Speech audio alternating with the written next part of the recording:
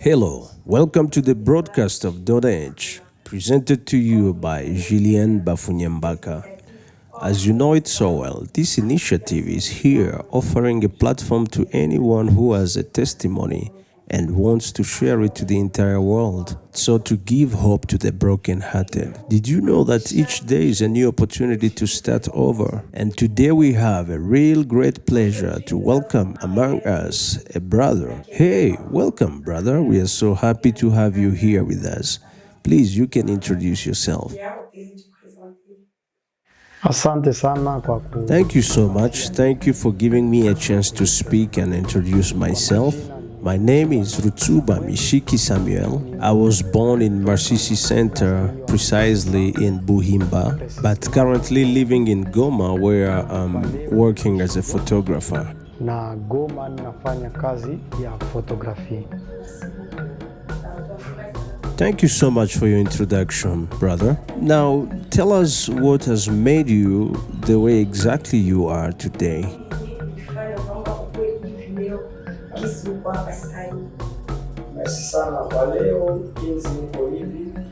Well, thank you so much. As you see me here today, I only have one hand and my entire body is full of scars. When I was born in Bohimba, I had both my parents, my father and my mother, with 5 siblings, 3 brothers and 2 sisters.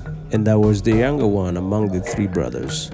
One night at about midnight, predators came into the village of Buimba and they decided to set the entire village on fire. Not only so, they also killed people, among those my father, my mother, and my 4 siblings, my 2 brothers and my 2 sisters. I was laying on my mother's chest as they were cutting her into pieces with machetes.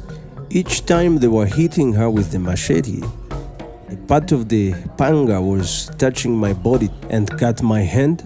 Another hit got to my cheek, and the other one got to my head and on other parts of my body. Since they killed all my parents and my siblings, they thought also that I was dead too. I spent 5 days in that condition on my mother's chest, and when people came, they found out that I was still breathing. So you mean when they were touching each corpse, they came to find out that you were still alive? Yes, truly, when they found out that I was still breathing, they got the courage to take me to the hospital.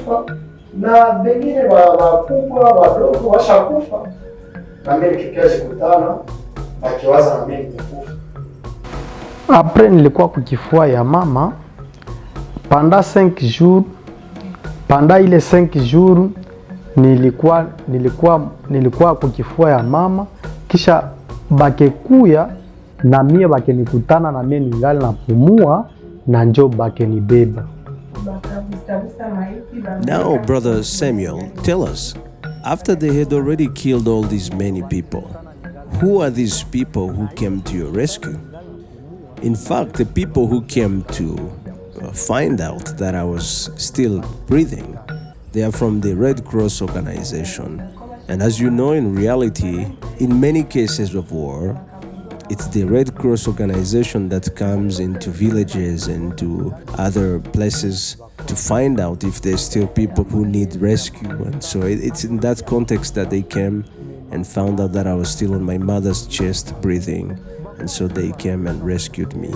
So when they had touched on my chest and found out that I was still alive, they wrapped me into clothes and took me to the health center of Kashebere. But arriving there, they found out that my condition was too complicated and they couldn't really give me the help that I was in need of. Now, because my condition was that very bad, they decided to take me from Machumbi Kashebere Health Center since they had no medication to give me. Now they took me to Marsisi Center, where there is a health center there, a place where they started giving me appropriate care since they had access to white people who could come from Goma bringing medications onto Marsisi Center. And really these medications were helping us so much. And then When the doctors were treating me, they asked the people around if they could have any woman who could be able to take care of me since I was a little baby. Thankfully, one of the doctors knew a woman who had an orphanage around. So they got her and she came to the hospital where I was, and then they handed me into her hands. Njo akifika wale wanganga wakenipokeza ule mama na wakati walinipokeza ule mama nilikuwa nishaeneza giza. Ule mama akianza nichunga mwa ile orfelina. Pardon kaka Sami. Ulikuwa ushaeneza giza, ulieneza giza. So brother Sam, you mean that the woman took you while you were still a baby, or you spent the entire 10 years in the hospital before she came? Kukua yangu mwopitale balinshughulikia kumadawa. Well, in fact, when I was in the hospital, they were administering medications to me. After a thorough and proper health care, Dr. Mitangala decided to put me under the care of Mama Jeanne, the woman who was in charge of the orphanage. Our life in the orphanage was very difficult due to various wars. When we couldn't handle the pressure of the war, we had to move to Nyabiondo from Masisi Center. So you mean the orphanage? Yeah, the orphanage moved to Nyabiondo, and then we had to climb a very high mountain and started to eat wild food like arrowroots and all the other kind of foods in the bush there, such as bananas and any other thing that could help us to survive. Coming from Nyabiondo, we had to go back to Masisi, but still the war was very severe to the point where we had to run away and now come to Goma. Tunaanza kula machakula ya mupori. Well, thank you so much. Now, Brother Sam, tell us, when you got here in Goma, how did you integrate with the society here in Goma? From the life in the village now to Goma, how did you get yourself into work? How did you learn all the skills that you have now? When did you start learning about handiworks and the skills you have in photography? How did you get yourself into an activity that will help you prepare for your future life? Na ile maisha ya nguvu ni kujua hapa Goma tulikuwa hatujui na mtu. Tulikuwa tunajua ni nini tu yeye. I didn't start working immediately when we got to Goma, because here in Goma we didn't know anyone. We barely knew any person here. Life was very difficult to the point where the only hope for survival we had was just God Himself. Nevertheless, we arrived here in Goma and rented a 2-bedroom house, and that's where life started from. And so we had a little opportunity to go to school, but because of the heaviness of life, I had to repeat different classes. I started from class 1 to class 2 to class 3, and then repeated again because of various movements that we had to do since life was very difficult. We decided now to start moving from church to church, sharing my story, sharing this very story that I'm sharing with you into various churches. So these churches started to give us some donations that was at least enough for us to go to school and start studying. This opportunity helped me finish my primary school studies, and then I went to the secondary school. Now, when I was in my first year of secondary school, that's when I started learning about photography. And this is the very financial activity that has been helping me in my life personally, in my school, and also through this very work, I can afford to rent a house. So, Brother Sam, you told us that you came into Goma through the orphanage. What happened? What happened so that you had to take care of yourself? Tell us, how did you get the funds to even afford to buy yourself a camera for you to be able to do photography? Nilianza kazi ya fotografi na kujua nianze shiriki ya shule. Ilikuwa ni surprise Logically, it's really difficult to explain this, but I can just describe it as a surprise from God. I can just say that it is God who has blessed me with this.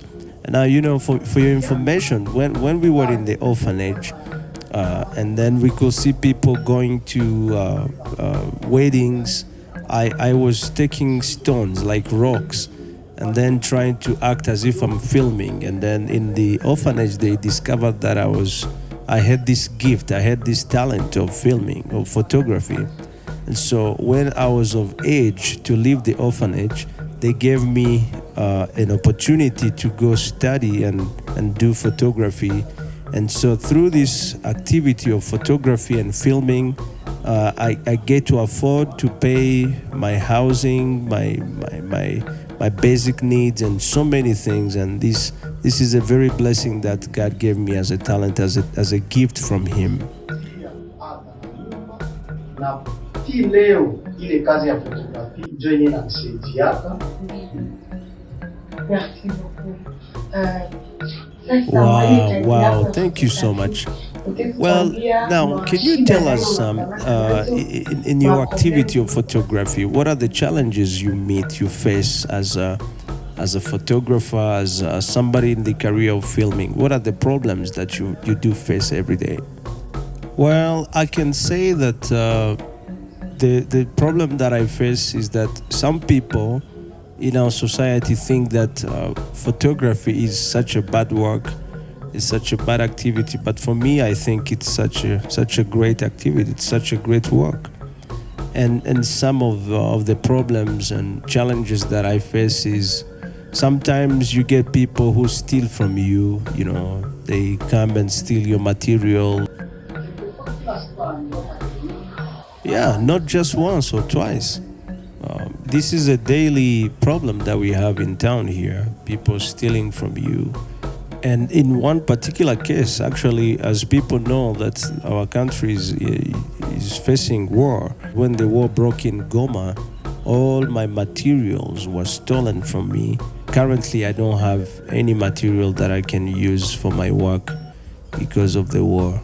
And the other big problem that actually I face every day in my line of work is that so many people think that because I have this problem of handicap, that I can't be able to do photography. But actually for me, I think that it's a motivation actually. I think God uses me to motivate people with the very same condition like me to actually have the courage to try to work also, and they can be able to make a living despite their condition. They are people like any other people. And I encourage them actually to have the boldness to speak out their problem, to not be ashamed of their condition, but to have the boldness to even share with other people their testimonies and their stories, because it can help and encourage other people too. Now, Brother Sam, we have heard you at large.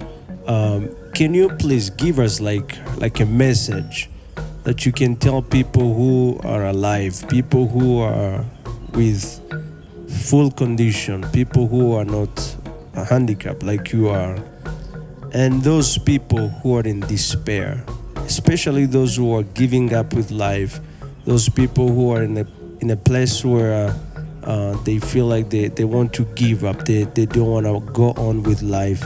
What message can you give people like that, people who are in the very deepest despair of life? What message can you communicate to them now? First of all, to those people who are with good physical conditions, I think I should inform them and actually educate them to see my example. I only have one hand, but I can work, I can make a living. But sadly, there are those people who are physically able, but they are lazy. I think they should use my example to take courage and to find something to do to make a living. And for those ones who are disabled physically, I encourage them to step up, to do something, to find something to do, so to show the entire world that even those people who miss like a part of their body, they can do something. They're also in need of works. They're also in need of some activities. they can also work hard and make a living, so that this can inspire the entire world and give courage and give hope to those people who are hopeless. Well, physical disability shouldn't be a reason to stop living. It is not a hindrance from living. It's just a reality. It's just something that happened and you couldn't change the reality. For example, using my life, this reality of mine is not something that I wished for. It's not something that I wanted. I was just born normally, and then this happened to me. It's not something that I prayed for. It's not something that I begged for to come into my life. It's just a reality, and I accepted it the way it came. I am just here. I'm living. Now, because I have accepted my reality the way it is, I have now the strength to move on with life. I have now the strength to even give people hope. Wow, thank you so much, Brother Sam. We are so happy to have you. Your story has a very great lesson of hope and courage. And now, tell us, do you have like a long-term vision in your work of photography? What is your plan like with the life of photography, despite of all the challenges that you've faced and that you do face every day? What is your vision? Tell us your vision. Well, my long-term vision as a photographer is that one day I should be able to have a large studio that will not only help me to work, but also will help me nurture some talents of those people who are especially physically disabled, and to be able to help orphans, since that is where I come from, and helping them get a life that can give them hope for tomorrow. Wow, thank you so much. Thank you so much, Brother Sam. Your story is such a great blessing to us. Learning from you, you're coming from nowhere, and now, look, you're a man of dignity, and you are giving so many people hope for tomorrow. What a great story. Now, to everyone who is watching us, you've heard the story of Brother Sam, somebody who is coming from afar with his life, from nowhere, coming from scratch with his life, and now he's been able to build up something that is not only helping him to live and to make a living, but also to inspire so many people with his life. And you've heard that he has a vision to help other people who are in the very same situation, like the very situation he was in. And so we urge you to really use your situation, understand your reality, and take that pen and build with it something that can give hope to people. You don't need to commit suicide. You don't need to put the load onto other people, but you can just use that pen you have to make something from that pen and help other people to get the hope for tomorrow. I don't know exactly the details you are facing. If you follow the entire story of Sam, I'm sure it has helped you, and maybe it will inspire you to move on. And maybe you have a vision like him. Stand up and build something with the pain you've gone through with your life. Hey, dear ones who are watching me, if you didn't follow this story from the beginning to the end, please take your time to watch it. Take your time to listen through, because this story is very emotional. It has a very great lesson in it. Great lessons of comfort in that story. And just like Brother Sam has said, he had a life that was full of pain, full of problems, but all that did not stop him from looking forward to the future, looking forward to a better life in the future. And please don't forget the message that I started with. Each day is a new opportunity to start over. And so I encourage you to keep on following us, keep on watching our videos. And especially if you have someone like Brother Sam, I encourage you to really send this message. You can send this broadcast to them and really help them to listen and get encouraged with the content within this broadcast. I hope that you will keep on following us to get more of such messages of comfort. I don't know if Brother Sam, you have something at last to share with the people who are watching you now. Well, truly, I first of all give my thanks to Donech for giving me such a platform, such an opportunity to come to this platform. I also give thanks to those people who are physically disabled, the orphans, and also the refugees who are watching. And I encourage them not to give up with life. They should keep on having hope. Imagine from 3 months old to where I am today. I believe God has blessed me so greatly, and I did not give up with life, and I am where I am because God has given me that courage and that strength. So I encourage them to not give up with life and to keep on hoping that God also can help them to make something with their life, to do something with their life. And I know for sure, just the way as God has blessed me, He can also bless them and give them something to do that is purposeful with their life. Kazi yenye na mimi nafanya, Mungu ananipatia ile kazi, ile kiango ya kuanza kutumika kazi ya fotografi, na ile kazi ya fotografi inanifikisha mpaka iaje. Ninashukuru Mungu sana.